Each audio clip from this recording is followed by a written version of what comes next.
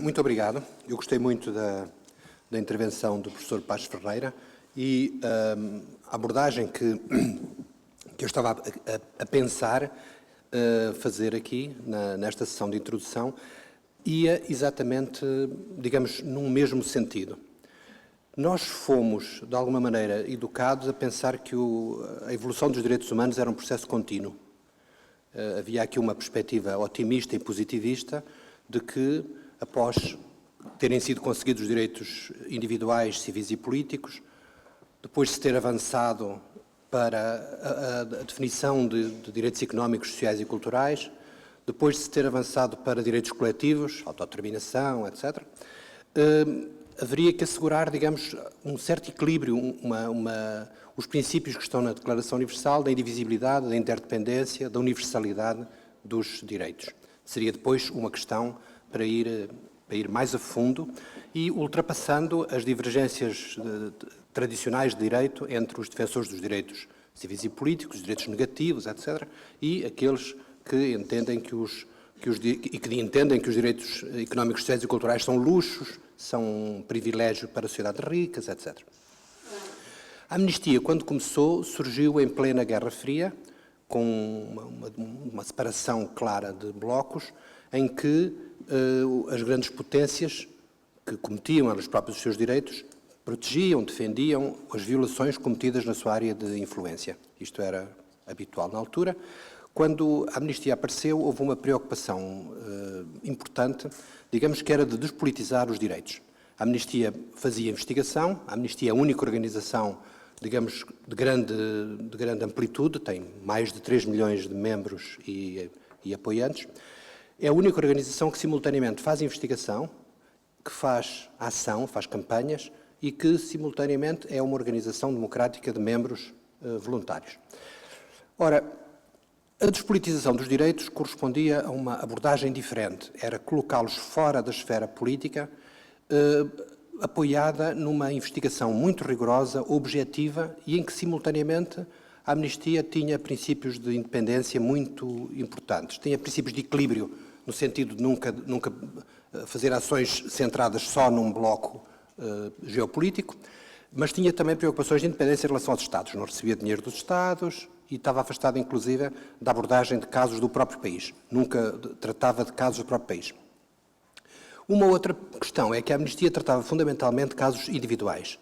Era, digamos, prisoner-oriented, trabalhava pessoas que estavam detidas por razões de convicção, defendia julgamentos políticos para prisioneiros políticos e opunha-se à pena de morte e à tortura, basicamente. Isto foi sendo alargado, protegendo refugiados, etc.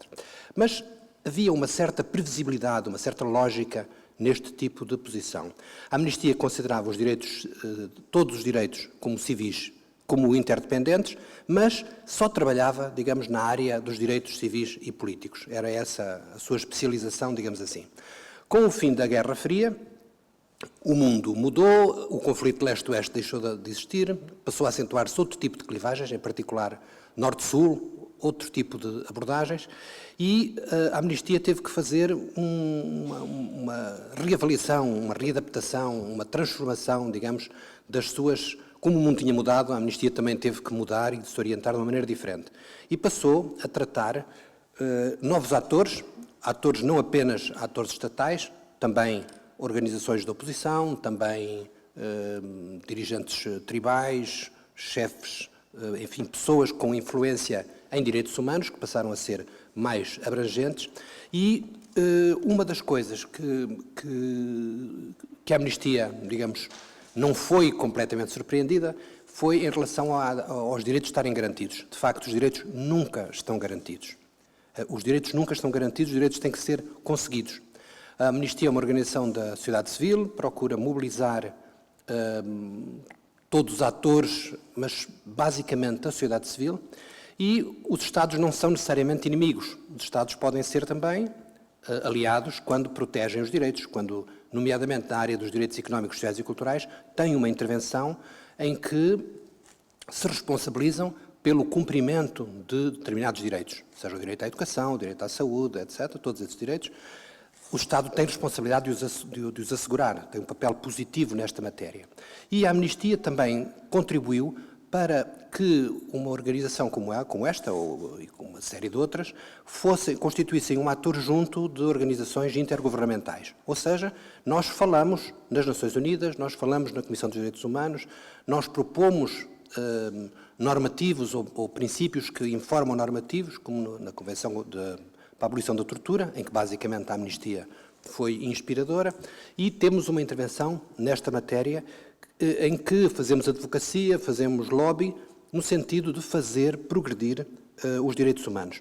E procuramos fazer também parcerias e desenvolver, por exemplo, um papel positivo, a promoção dos direitos humanos, a formação dos direitos humanos, a educação para os direitos humanos na escola, o desenvolvimento da cidadania, que constitui uma base fundamental para que haja coesão social, para que haja participação, para que haja mais cidadania, para que haja uma intervenção não apenas de uma organização que reclama contra os governos e que tem um papel radical nesse sentido, mas uma organização que tem uma perspectiva global, uma perspectiva política, uma leitura ampla, em que os direitos humanos constituem um património político, cultural, social, de uma enormidade, de grande dimensão.